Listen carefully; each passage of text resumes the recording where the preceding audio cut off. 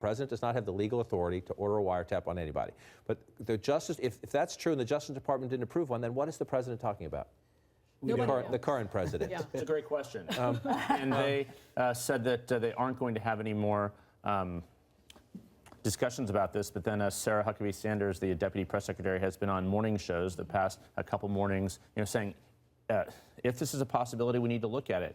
Our friend Martha Raddatz at ABC News, I think, had a good rejoinder yesterday saying, if. The president did not say if in his tweets. He stated it as fact. So the reality here is the White House has the ability to hold a news conference, the ability to get anything out there. The reality is the administration is trying to follow his lead. He sent out this message on Saturday, and now they're trying to sort of get behind what he said. But no one knew what he was talking about. And beyond stating it as a fact, he stated it as a fact that he had just learned. Yeah. Just learned, and so as we see his aides saying, well, maybe he was referring to press reports back in the fall, that is not what the president said. He said he had just learned as a fact that he had been wiretapped. And there are a lot of reasons why that doesn't make a lot of sense, because one of which is that if there is an investigation, and we know that there is an FBI investigation that is going on in Russia, over Russia's meddling in the elections. We are pretty certain it's looking into these alleged contacts between Trump campaign officials and Russia officials. Trump would not be briefed on these wiretaps if he was being wiretapped in the middle of an ongoing investigation. That makes very little sense. Typically, I've talked to members, sources on the various committees on Congress, and they say that you'll be briefed maybe after an investigation is concluded, but not during an investigation. So even if the wiretap thing was accurate, there's really no way of Trump to be briefed on that. And so it makes you think that perhaps he did learn it from some of these conspiracy theories online. In the initial moments and hours after the president's tweets on Saturday morning, again, his senior staff was caught completely off guard by this. They had no idea it was coming.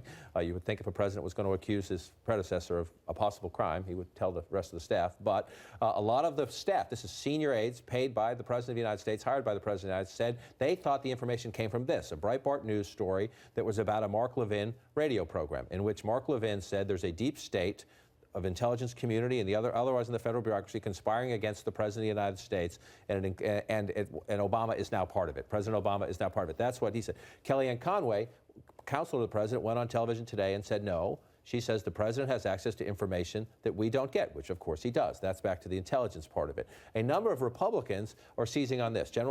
Former Attorney General Mike Mukasey, who served in the George W. Bush administration, was on ABC this week, and he did say that he believed there was a warrant. Now, you just heard Jim Clapper saying there was not. Mike Mukasey says he believes there might have been during the investigation. So conservative outlets are saying former Bush AG says Trump is right. But what those conservative outlets are passing on is this part.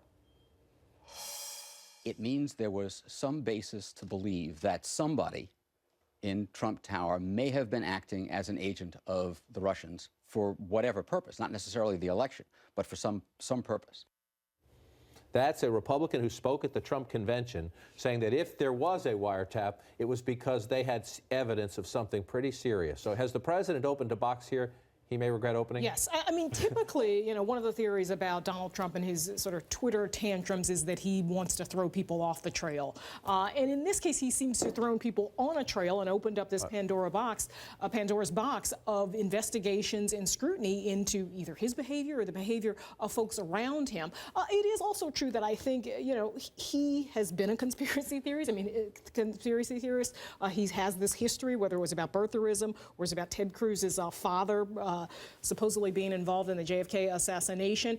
And there is an appetite on the far right for this kind of stuff. I mean, in the far right's imagination, Obama is this all-powerful sort of dictator, sympathizer with terrorists. And so I think he senses that. So you have had some folks who come out and are going to give him some cover, but largely that has been absent on the Hill. And has he undermined his own cause? We just saw the Secretary of State, the Attorney General, and the Secretary of Homeland Security come out to unveil a key policy initiative, and they didn't take questions. They walked off stage. They need to explain this to the American people. They need to explain this to the world. They need to explain it to Congress. It's controversial. But they wouldn't take questions because they know what the first question is going to be. The President of the United States signed this in secret in the Oval Office because they don't want him to be in the position, again, he doesn't have to answer them, of reporters shouting questions at him. You mentioned the Sean Spicer statement, which is both clever and laughable at the same time, in the sense that we were asking them, please give us evidence of what the President is saying about the former President. And so he tweeted and then put out a statement saying the reports concerning potentially politically motivated investigations immediately ahead of the 2016 election. Reports. So they linked this alleged Obama conspiracy, Nixonian conduct, to quote, reports. It's not responsible. This is the White House. Neither the White House nor the President will comment further until such oversight is conducted, essentially saying, well, Congress needs to look into Obama. Right. Well, number one, those investigations on Capitol Hill were already ongoing.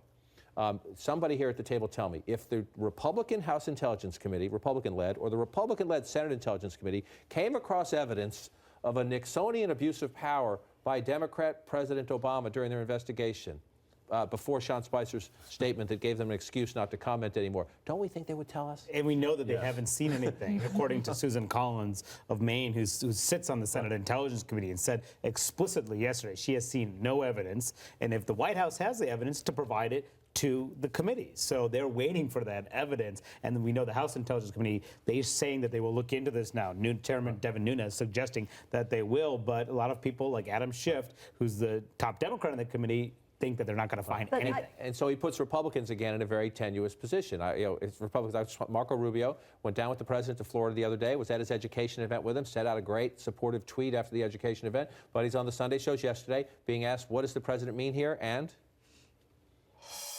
So obviously, I'm not sure what it is he is talking about. Perhaps the president has information that is not yet available to us or to the public. And if it's true, obviously, we're going to find out very quickly. And if it isn't, then obviously he'll have to explain what he meant by it. So I'm not sure what the genesis of that statement was, but well, I imagine we're going to learn more about it here over the next few days, one way or the other. I imagine. But look, I think a key part of this puzzle, something that this has to be put in context against, was the president's frame of mind over the weekend. And my colleagues, Bob Costa and Phil Rucker and Ashley Parker, did some amazing reporting about what it was like in Mar-a-Lago and in the Oval Office on Friday.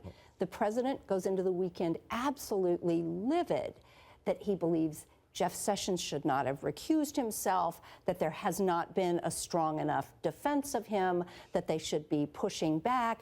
And so, you know, against that, we have these 4 really incendiary tweets. I think that ultimately, if it turns out there is no evidence of wiretapping, that is going to be our explanation as to why all this happened. You should work in television. That's the art of the segue.